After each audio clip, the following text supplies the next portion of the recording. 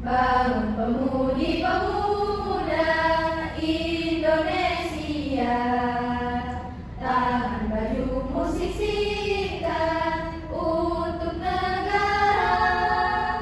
Masa yang akan datang, kewajiban mula menjadi tanggunganmu terhadap nusa.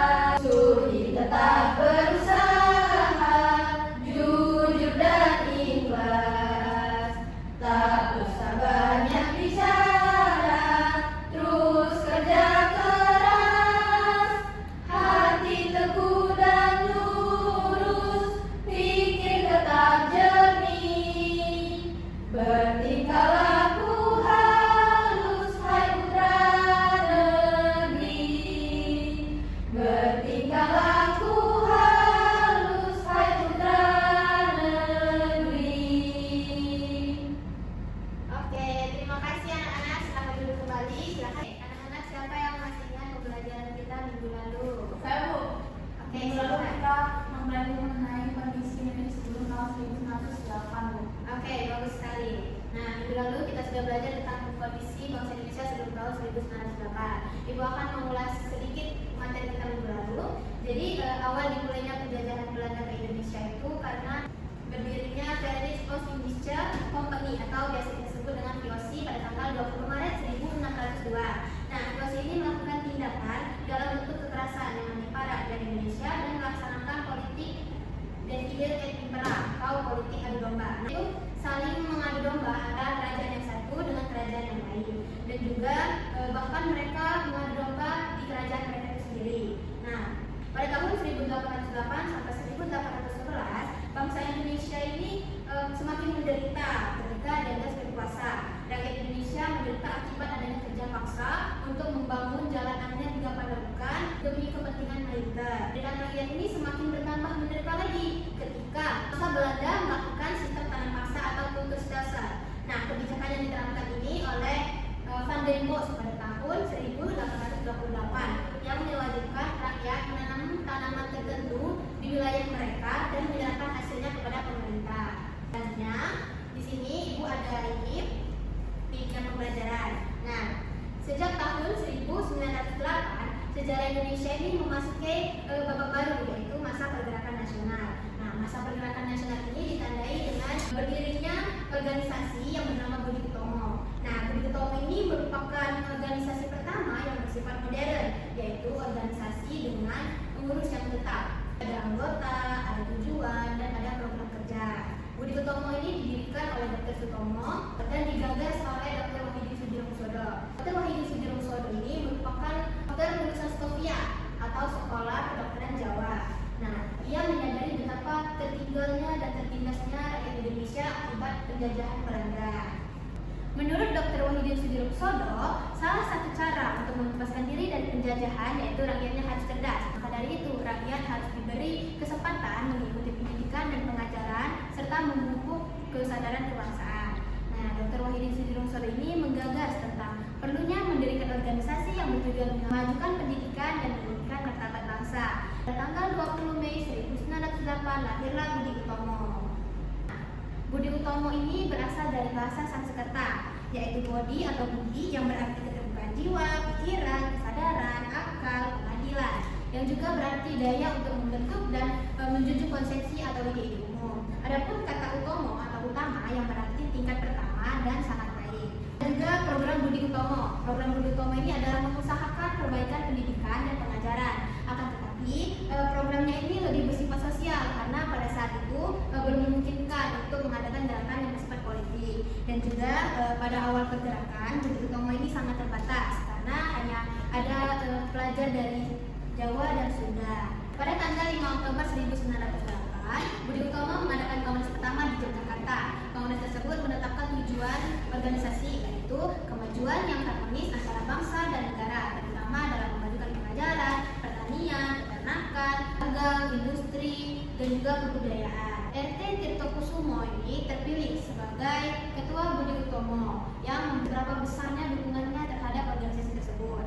Nah, Budi Utomo kemudian menetapkan tujuannya, yaitu menyadarkan kedudukan masyarakat Jawa, Sunda, Madura, dan penduduk India seluruhnya tanpa melihat keturunan, tanpa melihat gender, dan tanpa melihat agama. Nah, dari tujuan tersebut, secara tersirat, Budi Utomo ini memiliki program mengembangkan kehormatan bangsa. Nah, karena besarnya pengaruh pergerakan Budi Utomo ini, pada tanggal 20 Mei 1948, Presiden Soekarno menetapkan hari kelahiran Budi Utomo sebagai Hari Kebangkitan Nasional. Nah, sebelum lanjut ke materi lagi, apakah dari kalian ada yang ingin bertanya? Oke, silakan Tri. Saya ingin bertanya Bu, apa alasan Presiden Soekarno menetapkan Hari Kebangkitan Nasional baru pada tahun 1948? Padahal Budi Utomo lahirnya tahun 1908. Oke, pertanyaan yang bagus sekali Tri. Kenapa kok baru tahun 1948 baru ditetapkan Hari Kebangkitan Nasional? Budi Utomo kan lahirnya tahun 1908 ya? Nah, jadi karena waktu itu kita lagi butuh semangat yang besar, semangat nasional. Coba kalian bayangin 1948 itu 3 tahun setelah kemerdekaan. Namun bangsa Belanda itu masih saja menjajah kita dan juga malah mereka membuat agresi militer. Banyak pejuang kita yang gugur, rakyat kita yang merasa lelah dan juga bingung. Bahkan ada yang merasa negara kita ini bisa merdeka nggak sih? Suasana yang seperti itu, Presiden Soekarno ini sadar kita perlu diingatkan. Kita pernah punya masa di mana rakyat mulai sadar kita ini bangsa yang besar. Maka dipilihlah tanggal 20 Mei hari lahirnya Budi Utomo. Bukan karena organisasinya yang sempurna, tetapi karena disitulah untuk pertama kalinya rakyat Indonesia ini mulai berpikir kita harus bersatu dan kita bisa berubah. Jadi Soekarno sebenarnya tidak cuma menetapkan tanggal, beliau juga sudah membangkitkan kembali harapan dan semangat bangsa. Bagaimana, apakah mengerti? Oke, ya, oke, kita lanjut ke materinya ya. Nah, Ibu akan memberikan tugas kelompok. Nah, silakan kalian membentuk 4 kelompok. Masing-masing kelompok menganalisis bagaimana peranan tokoh-tokoh ini terhadap kebangkitan nasional. Silakan kalian diskusikan dengan kelompok kalian dan hasilnya nanti dipresentasikan di depan. Kalian mau dipilih atau milih sendiri? Silakan kalian pilih sendiri.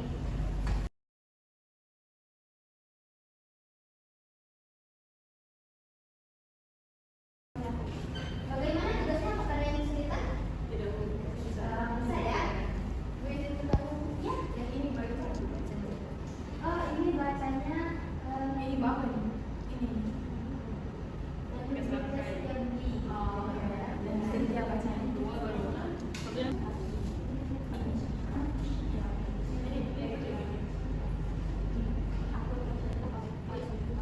Misalkan pembicaranya, ya paham kan?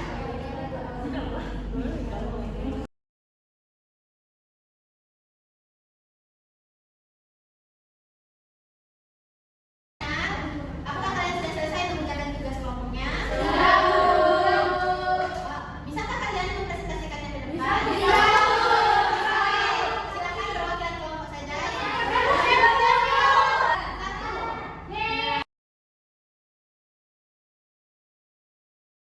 Baik teman-teman, di sini saya Zafira sebagai perwakilan kelompok 1 ingin menjelaskan bagaimana peran Dr. Sutomo bagi kebangkitan nasional, yaitu Dr. Sutomo adalah seorang dokter dan tokoh yang sangat penting dalam sejarah pergerakan nasional Indonesia. Dia lahir pada tahun 1888 dan dikenal juga sebagai pendiri organisasi Budi Utomo, organisasi modern pertama di Indonesia yang menjadi awal kebangkitan nasional. Menyadari bahwa bangsa Indonesia tidak akan pernah maju jika tidak bersatu dan tidak peduli pada bangsanya sendiri. Perjuangan Dr. Sutomo tidak dilakukan dengan angkat senjata, tetapi dengan membangkitkan kesadaran orang-orang Indonesia untuk mencintai tanah airnya dan mau bekerja sama demi masa depan bangsa.